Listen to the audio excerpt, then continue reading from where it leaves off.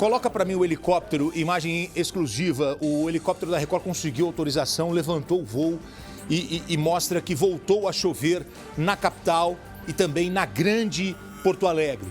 Eu vou chamar agora André Azeredo, um dos mais competentes jornalistas da televisão brasileira, um dos grandes repórteres, primeira prateleira do jornalismo brasileiro, André Azeredo. Ele está numa cidade chamada Lajeado. E o Azeredo está me chamando ao vivo porque essa cidade se transformou praticamente numa cidade fantasma.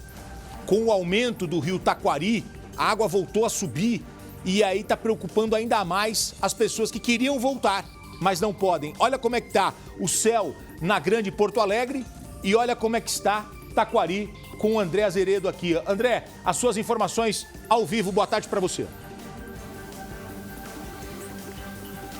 Boa tarde, Gotino. Boa tarde, comandante Diógenes Lucas e todos que acompanham o Balanço Geral aí em São Paulo, região metropolitana e todo o Brasil via satélite.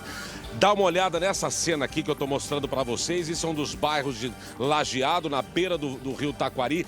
Se eu falar para vocês que tudo que você está vendo, tudo que está na imagem, ontem de manhã estava seco. Aí você vai dizer, impossível.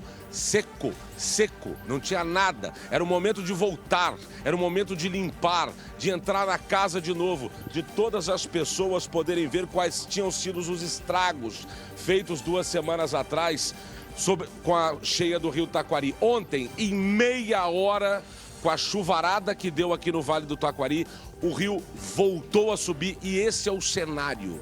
Você acredita que em meia hora as pessoas viram a água subir esse tanto? Tem quase 1,70 m aí, ó, nessa casinha de estacionamento, facilmente. Você vê a casa só no telhado mais uma vez. Gotino, isso não tinha água nenhuma ontem de manhã, porque isso tinha sido inundado na semana passada. Ou seja, qual é a conclusão? A paz, por enquanto, não é uma opção para os moradores do interior. Lembrando que aqui que começa a enchente, que vai ter reflexo em Porto Alegre. Tem uma casa boiando lá, ó. Ela tem a parte de cima de uma casa, ó, tá boiando ali, ó, de metal. As casas foram todas evacuadas, as pessoas estavam voltando na esperança de regressar para casa, mas como o rio Taquari está a 26 metros de altura, ele tinha baixado, mas voltou a subir ontem. A prefeitura disse, gente, não voltem. Espera, vai subir de novo. E subiu muito. Ontem o pessoal estava esperando que chegasse a quase 30 metros o rio, não veio o comandante Luca, esses 30, veio a 28. Mas a todo momento, todos os moradores das 40 cidades do Vale do Taquari, Lajeado é uma delas, estão apreensivos demais. Por quê? Porque eles não sabem, afinal, vai baixar ou não vai baixar esse rio? E essa água, como a gente já sabe, os amigos do Balanço, você, o Gotino, sabem que essa água começou a descer agora e está indo em direção à região metropolitana de Porto Alegre, que está sofrendo com a enchente que a gente está vendo no Balanço.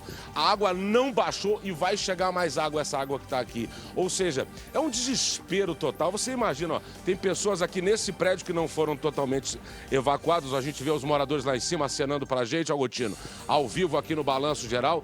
Um senhor e uma senhora que decidiram não sair por enquanto. A gente só não vai mais adiante porque eles têm energia elétrica ali, acabei de perguntar. Então toda essa área aqui segue energizada. Eu e o meu cinegrafista Cleiton Oliveira não podemos ir adiante. Já já eu vou para outro ponto para mostrar as destruições causadas por essa enxurrada do rio Taquari. E você vai acompanhar comigo o drama dos moradores do interior. Quando que essas pessoas vão poder ter um pouco de sossego? Antes de devolver a palavra, eu lembro a vocês uma informação importante. Você falou no início do programa, dia 1º de maio. Não, dia 1º de maio a água começou a chegar em Porto Alegre. A inundação que a gente viu foi no fim de semana anterior ao 1º de maio, que é essa região aqui. Lá naquele fim de semana, a água chegou no 2º andar desse prédio. Agora veio aqui embaixo, ou seja, não tem sossego. Foi setembro de 2023 uma grande enchente, novembro de 2023 outra grande enchente e maio de 24, abril-maio de 24 uma terceira enchente. Então, de fato, alguma dessas regiões provavelmente não vai ter mais como habitar, Gotino. Olha, o André, a prioridade é você ao vivo hoje. O André está, neste momento, exclusivo para o Balanço Geral. E o André Azeredo, ele é um dos mais competentes jornalistas da televisão. e ele ouve histórias, ele descobre as histórias, daqui a pouco ele vai conversar com as pessoas que estão nessa região, que essa região que ele está é uma das primeiras, né, a sofrer com as cheias, com as chuvas, e essa água toda desce para onde? Para Porto Alegre. Lá está a Daiane Daletese. Eu vou chamar dentro de instantes a nossa repórter. A Daiane Daletese está na capital gaúcha e ela traz as informações. A água começa lá em cima e deságua tudo lá embaixo, onde está a Daiane Daletese. Voltou a subir o Guaíba, voltou a preocupar.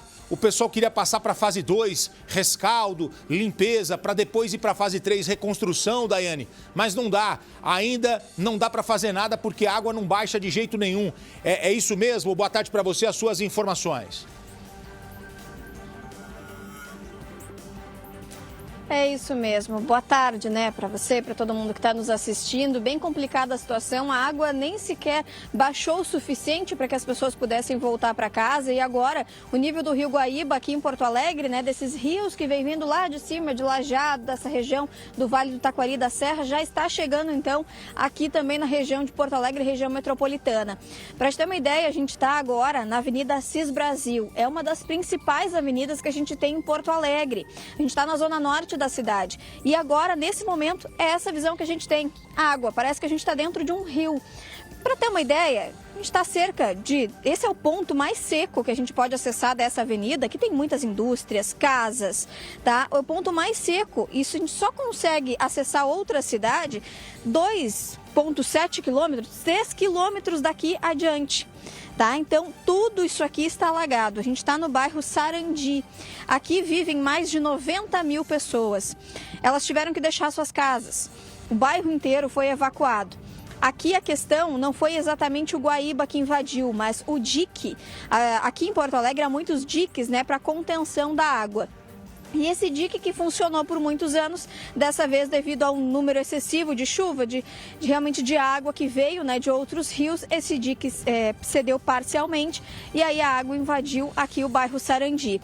Nesse momento, só pessoas mais resistentes ficaram em andares mais altos, que têm idosos, que preferiram não sair. Então aqui foi montado um ponto de possíveis resgates, caso precise, para animais, para pessoas, mas a situação começa a complicar. Muitos barcos passando onde antes, né, tinham muitos carros, agora virou rio.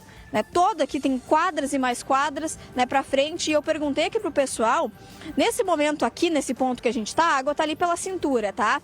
Mais para frente, uns 3, 4 metros. Então a situação tá bem difícil também aqui na zona norte de Porto Alegre. E para a gente também mais ou menos pensar, ter uma ideia, o Guaíba chegou a baixar para 4,35 metros, que era 65, né, que a cota de inundação é 3, e agora já está em 4,91, aumentando a cada hora mais. E esse vento que vocês veem soprando aí na água está atrapalhando, está represando ainda mais essa água que não consegue descer para outras partes do estado.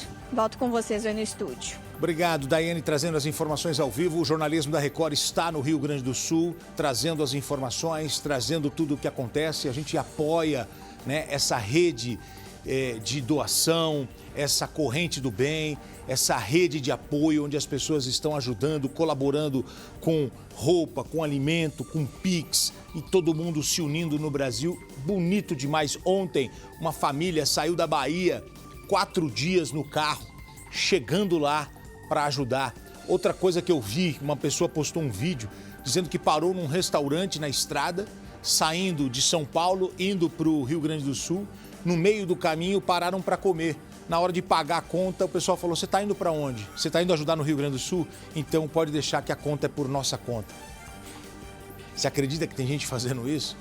O dono do restaurante falou assim: se você está indo ajudar o povo do Sul, eu não vou cobrar o teu almoço. Isso é bacana demais. Isso é bonito demais. Hein, comandante Luca? O cara tem um restaurante, o cara vive de vender comida. Domingo, Dia das Mães, o pessoal passava lá, comia, na hora de passar no caixa ali para pagar, o cara falou para pegar a comanda. Você tá indo para onde? Tô indo ajudar lá no Rio Grande do Sul, tô vindo de São Paulo, tô vindo do Rio, tô vindo da Bahia. Ah, pode deixar, queridão. Aqui hoje é por nossa conta. Quem tá indo ajudar não vai pagar o almoço. É isso que nos mantém de pé, né, diante dessa tragédia, né, Gota? Porque as pessoas fazem ressaltar a solidariedade, o espírito de ajuda, a irmandade, a colaboração, o sacrifício em prol do outro. Isso que é a beleza do ser humano. Enquanto tem uns trastes que fazem um monte de besteira, né, saqueando, roubando, furtando, a gente tem esse tipo de exemplo que aquece o nosso coração. O bem é maioria, o bem é maioria. O problema é que o estrago que o mal faz parece que eles estão em maior número, mas não estão, não é uma minoria, é uma porcaria.